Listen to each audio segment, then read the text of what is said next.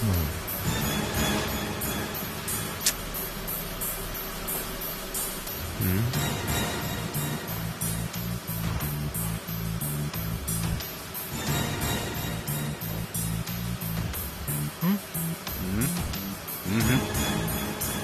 அது பெரிய குடும்பம் நினைச்சு கேக்கு முதல்ல கொடுத்தோம்.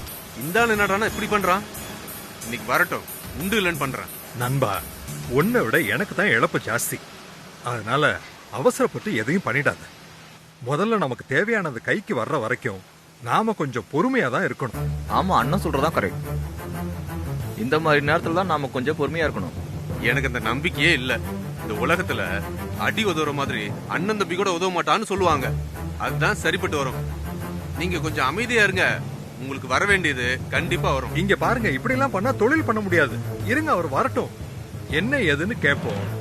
நமக்கு யூஸ் இல்லாத பதில் வந்தா அப்புறம் என்ன பண்றதுன்னு பிளான் பண்ணுவோம்.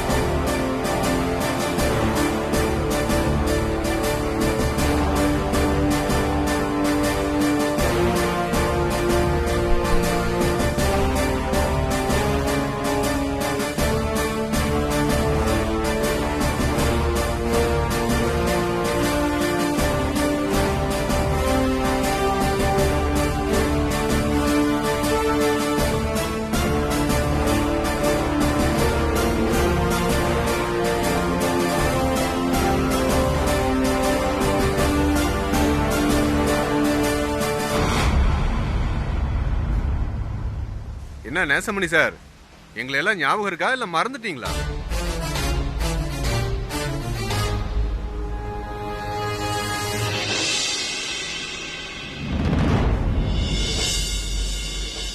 என்ன சார் இப்படி கேக்குறீங்க? பின்ன என்ன நேசமணி, கடன் வாங்குறது இயல்புதான். ஆனா வாங்கின கடனை திருப்பி கொடுக்கலன்னா என்ன அர்த்தம்? அசல கொடுக்க முடியலன்னா கூட மாசம் மாசம் வட்டியை கரெக்டா கொடுத்திருந்தீங்கன்னா நாங்க எப்படி எல்லாம் பேச போறோம்?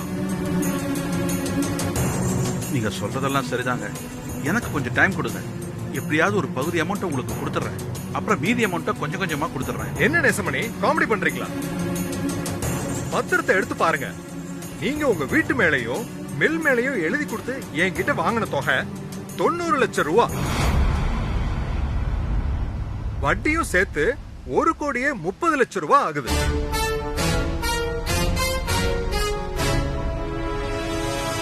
எனக்கு தெரியுது சார். நான் கண்டிப்பா உங்களை ஏமாத்தல மாட்டேன். நான் வாங்கின கடனை வட்டி முதலமா அடைச்சிடுறேன். எனக்கு கொஞ்சம் டைம் கொடுங்க. சின்ன குழந்தை மாதிரி சொன்னதே சொல்லிட்டு இருக்கீங்க.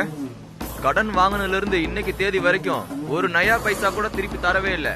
அப்படி இருக்கும்போது நாங்க எப்படி இன்னும் டைம் தர முடியும்? ஏற்கனவே கொடுத்த டைமே அதிகம். ஐயா, நீங்க எல்லாரும் நான் சொல்றதை கொஞ்சம் கேளுங்க. இந்த மில்ல இதுக்கு முன்னாடி நாங்க கூட்டு குடும்பமா இருந்தபோது இந்த நிர்வாகத்தையும் பிசினஸ் எல்லாத்தையுமே என் தம்பி பாரி தான் பாத்துக்கிட்டு இருந்தான். அவன் குடும்பத்தோட ஸ்ரீரங்கம் போயிட்டான். நிர்வாகத்தை நானும் என் பையன் குமரனும் தான் பாத்துக்கிட்டு இருக்கோம். நல்லா தான் போய்கிட்டு இருந்த இந்த பிசினஸ் இன்னைக்கு இந்த அளவுக்கு வந்திருக்கிறதுக்கு காரணம் என்னன்னே எங்களுக்கு இன்னும் தெரியல. இங்க பாருங்க நேசமணி, உங்க கதையை கேட்க நாங்க இங்க வரல. உங்கள மாதிரி தான் எங்க கிட்ட கடன் வாங்கின எல்லாருமே ஆளுக்கு ஒரு கதையை சொல்லிக்கிட்டு இருக்காங்க. அந்த கதையெல்லாம் சினிமாவை எடுத்தா சூப்பர் ஹிட்டா ஓடும். அதெல்லாம் நமக்கு எதுக்கு? நீங்க பண்ண தொழில் நஷ்டமானதுனால நாங்க எங்க தொழில நஷ்டமானுமா? நீங்க என்ன சொன்னாலும் நான் கேட்டுக்கிறேன். ஆனா எனக்கு இன்னும் கொஞ்சம் டைம் கொடுங்க ப்ளீஸ். என்ன நேசமணி இப்படி டைம் கொடுங்கன்னு கேக்குறீங்க? எப்படி திருப்பி கொடுக்க போறீங்கன்னு சொல்லவே மாட்டேன்றீங்களே.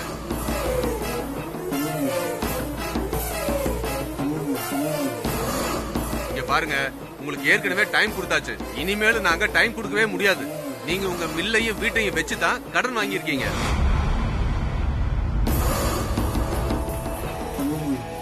இங்க பாருங்க, என்ன பேசிட்டு இருக்கீங்க? வந்ததுல இருந்து டைம் கேட்டே இருக்கீங்க. டைம் என்ன? 1:30 மணி ஆகுது. நாளைக்கு மதியம் 1:30 மணி வரைக்கும் உங்களுக்கு டைம். அதுக்குள்ள வட்டி முதலமா கொடுக்கலன்னா உங்க ரைஸ் மில்லு, உங்க பெரிய வீடு எல்லாத்தையும் ஜப்தி பண்ணிடுவோம்.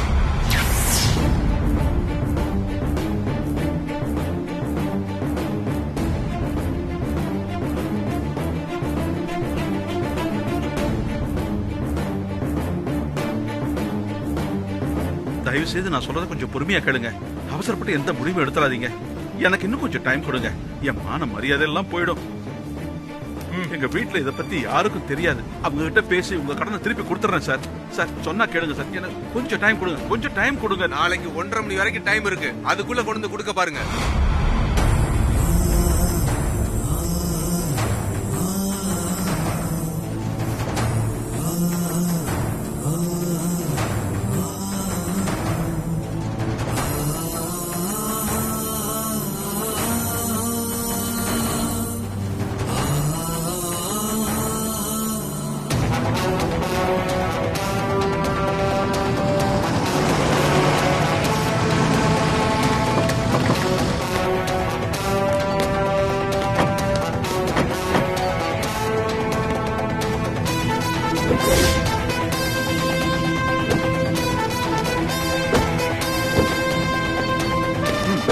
வாங்க.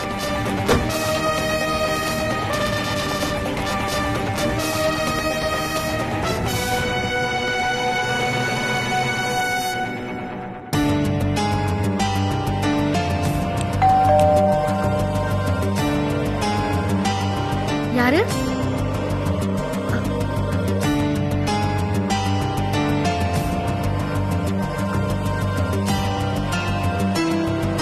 யார் நீங்க? நாங்க கோர்ட்ல இருந்து வந்திருக்கோம்.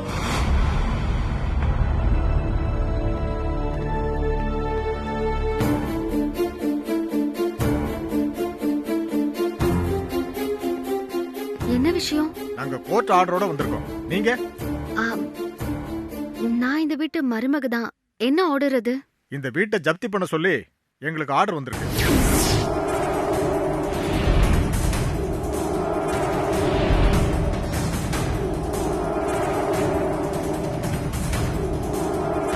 என்ன விஷயம்? நாங்க உங்க வீட்டை ஜப்தி பண்ண வந்திருக்கோம்.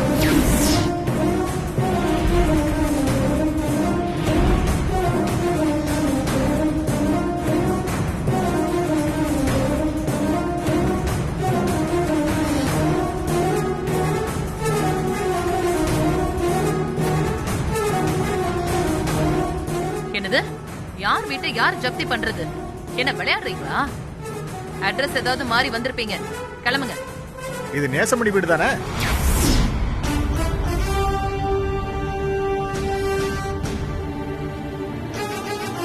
ஆமா.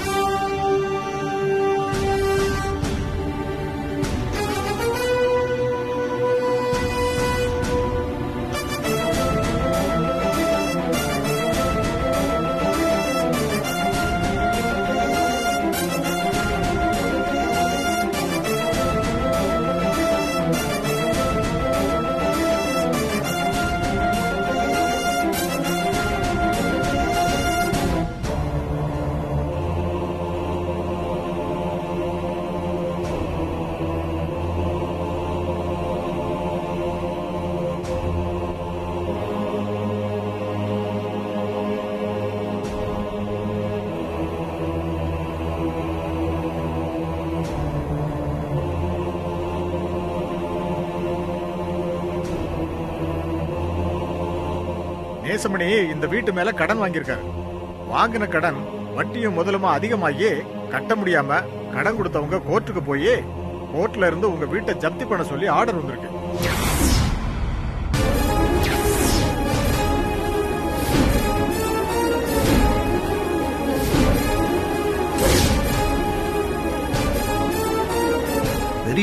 பெரிய குடும்பம்னு நினைச்சோம். இவ்வளவு கடன் வாங்கி வச்சிருக்காங்களே.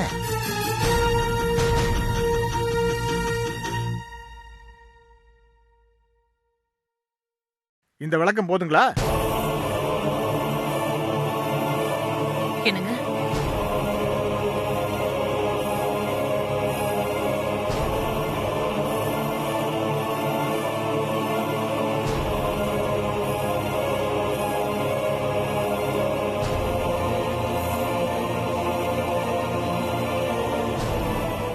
என்னங்க இது?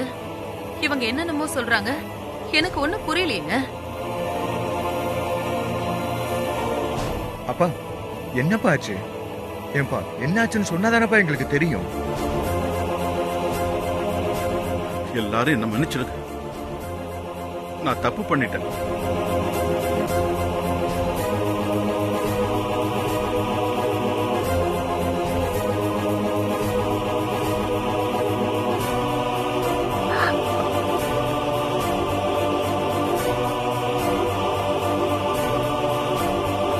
மில்லுல சமீபமா லாபம் கிடைக்கல, கடன் வாங்கி தான் மில்ல ஓட்ட வேண்டிய சூழ்நிலை ஆயிடுச்சு.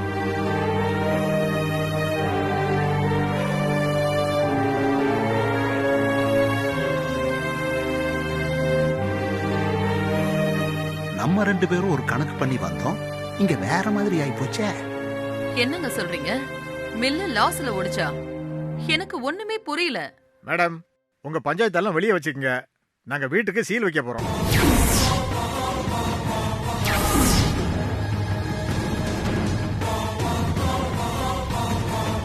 இத பாருங்க, எங்களுக்கு தெரியாம, எங்களுக்கு முன் அறிவிப்பு நோட்டீஸ் கொடுக்காம இப்படி திடீர்னு வந்து ஜப்தி பண்றோம், சீல் வைக்கிறோம்னா என்ன அர்த்தம்? மேடம், நாங்க 2 வாரத்துக்கு முன்னாடியே நோட்டீஸ் அனுப்பியாச்சு.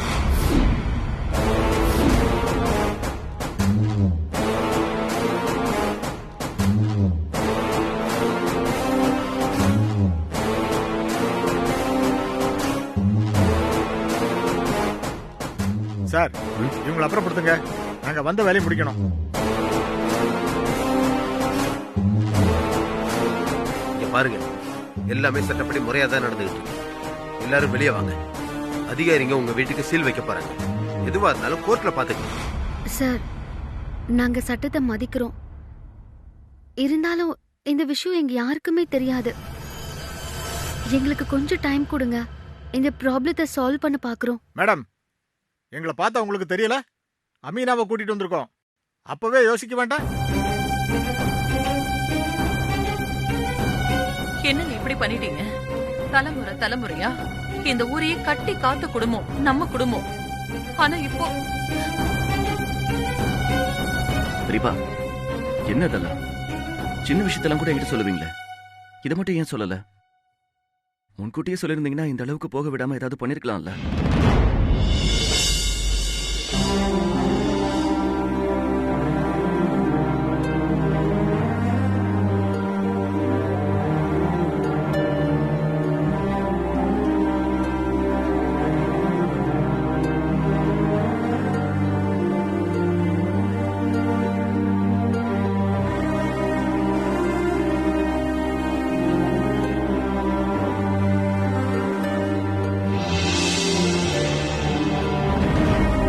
சார், பார்த்துட்டே இருக்கீங்க?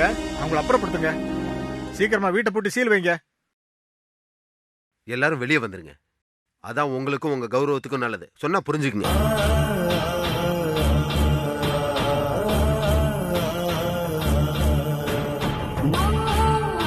ஏங்க, தயவு செஞ்சு எல்லாரும் சீக்கிரம் கொஞ்சம் வெளியே வாங்க.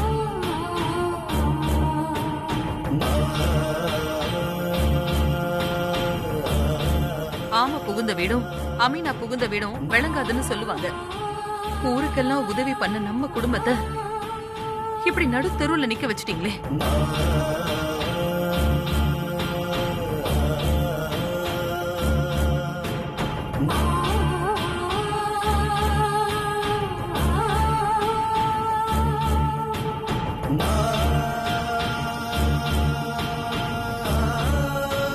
பேசிக்கிட்டே இருக்காதீங்க, கிளம்புங்க.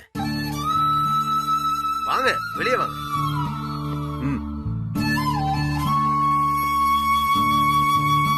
போங்க.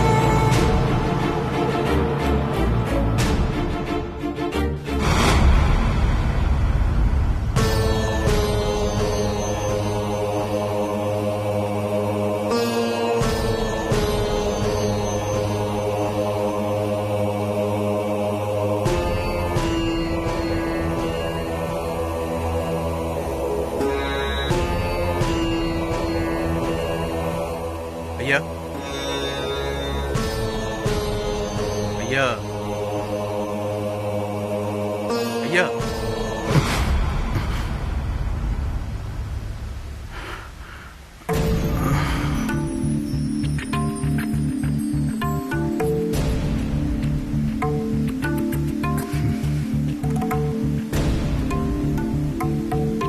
காப்பி கொண்டு வந்திருக்கையா வச்சுட்டு போ. சரிங்கய்யா.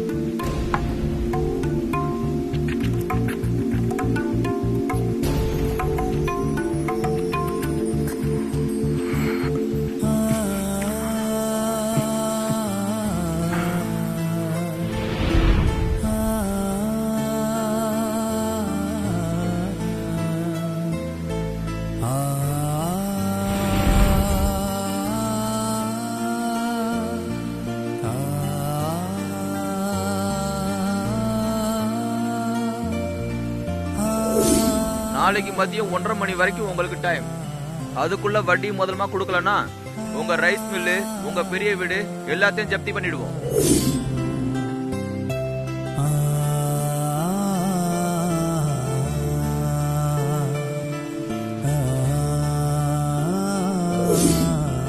ஆமா புகுந்த வீடும் அமீனா புகுந்த வீடும் விளங்காதுன்னு சொல்லுவாங்க. ஊருக்கெல்லாம் உதவி பண்ண நம்ம குடும்பத்தை இப்படி நடு தெருவுல நிக்க வச்சிட்டீங்களே.